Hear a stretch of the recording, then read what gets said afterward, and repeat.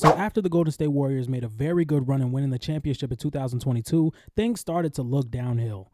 After winning said championship, Draymond Green and Jordan Poole got into a physical altercation in practice that got leaked out to NBA media. And if you ask me, that was the downfall to every single thing that the Warriors could have done post the Kevin Durant era and post their 22 championship era. And during the regular season, we saw a lot of attitude from Jordan Poole. He just looked like he didn't really care as much as he did in the championship run, and he was very nonchalant throughout the season. And this led the Golden State Warriors not only getting pushed to 7 games by the Sacramento Kings, but losing to 6 to the Los Angeles Lakers.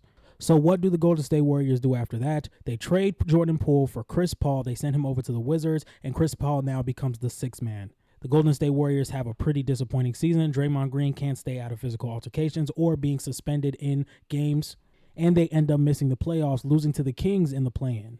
So now we're here in the offseason. And we're in the offseason, you lose Klay Thompson, but you also bring in some guys like Buddy Hield and DeAnthony Melton who can really help out this team, but not as much as they would if there were other players involved. I just don't like how the Golden State Warriors are trying to mix their older core with their younger core and kind of mesh to think they can be in a deep playoff run situation. I like Jonathan Kuminga, I like AirPods, I like Trayce Jackson-Davis, but do you really think these guys, especially Jonathan Kuminga and AirPods, do you think these guys can be second and third scoring options on a deep playoff roster that can get to the second or third round? And if you say anything other than no, you have to be lying to yourself and to your fans. And now that Steph Curry is kind of getting to his later years of his career, you do not need to be trying to figure out the future. You have a generational point guard, somebody who changed this franchise by himself, and you need to put the proper team around him to try and give him at least a chance at winning his 5th ring. As of right now, the Golden State Warriors' projected starting lineup is Steph Curry, AirPods, Buddy Hield, Jonathan Kuminga, and Draymond Green. And while this lineup would be pretty cool if it was in the East, this is the Western Conference, and as the starting lineup looks as of now, I think this is still a play-in team. I think you have some great complementary players in Buddy Hield, Trayce Jackson-Davis, DeAnthony Melton, who's going to be getting some minutes off the bench, Moses Moody, who should be unlocked this season.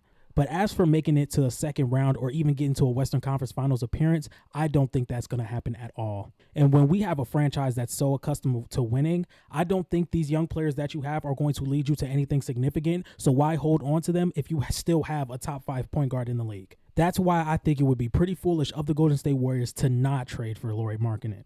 If we look at what the trade I did or what the trade I mocked up is, it is Lauri Markkanen to the Golden State Warriors, and the Utah Jazz receive Brandon Podzminga. I think I'm saying his name completely wrong, so I'm just going to call him AirPods. Moses Moody, Gary Payton II, a 2025 top 10 protected, a 2026 top 10 protected, and a 2028 unprotected first-round pick. Therefore, if you get Lauri Markkanen, you still keep Jonathan Kuminga. Now you have a starting lineup of Steph Curry, Buddy Hield, Jonathan Kuminga, Lauri Markkanen, and Draymond Green.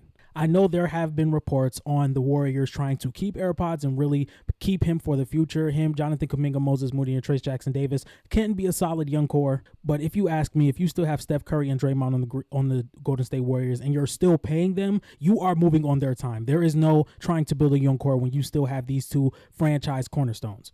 And in recent NBA memory, I have seen teams trade their franchise guys to build a championship roster. And when I mean franchise guys, I'm talking about Klay Thompson. Yes, he is still a shell of himself. No, he is not the same player he used to be. But if you're going to give up a franchise cornerstone like that, you have to be building for the better. And I don't think the Golden State Warriors have made any strides to improve this season at all. And just for some context, the Toronto Raptors traded DeMar DeRozan the very next year they won a championship. The Oklahoma City Thunder traded Russell Westbrook, and now they are in a position to be a dynasty in the near future. And something that's really recent, the Boston Celtics traded Marcus Smart. Now they bring in Drew Holiday and Kristaps Porzingis, and they get rewarded with winning a championship. You let Klay Thompson go to sign Buddy Hield and DeAnthony Melton. And this is still the team you're trying to rebuild around Steph Curry. And if we look at Lauri Markkanen's stats, over the past 2 seasons, he has 24 points per game, 8 rebounds per game on almost 40% from 3. And mind you, this is a player who plays predominantly off ball and barely has to dribble to get his buckets.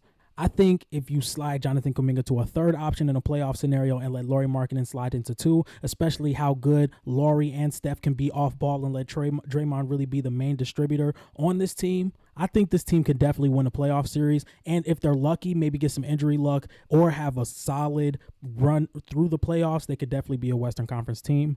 But this is still a Western Conference, and I'm not going to give them that type of nod just yet. But if you bring in a guy like Lauri Markkanen, who is just a 25 point per game type of guy and is very efficient, he will up your chances of making a deep playoff run tenfold. And I think fans are starting to get a lot smarter in NBA media. They know that this team is not good enough to make a deep playoff run. And if you have a guy like Steph Curry, NBA fans are going to want to see him have at least a shot at winning his 5th ring. Just like how the Los Angeles Lakers gave LeBron his best chance possible at getting a 5th ring at the trade deadline when they brought in guys like Jared Vanderbilt, D'Angelo Russell, and Rui Hachimura. That year, they ended up going to the Western Conference Finals. All in all, I just want to say that the Golden State Warriors are not in a position to be trying to build their young guys around Steph Curry. We have seen this go completely wrong for the past couple of seasons, and I just don't think Brandon or AirPods is going to be the type of ceiling that Jordan Poole was that 2022 season. Now, I may be completely wrong, or Jonathan Kuminga can be that. But with the Western Conference and how it looks this year, I just don't see them making a deep playoff run, especially with the team they have now. And I know for some franchises, being an interesting playoff contention type of team may be their ceiling, but this is the last dynasty in the NBA and probably the last dynasty we're going to see for a very long time. So if you're going to have a guy like Steph Curry who changed your franchise around, you need to be building the type of pieces or putting the pieces together to give him a shot at winning his 5th ring. And therefore, I think the Golden State Warriors would be stupid not to make this trade. And if you guys like this type of content, make sure you like, comment, and subscribe. And I'm out. Peace.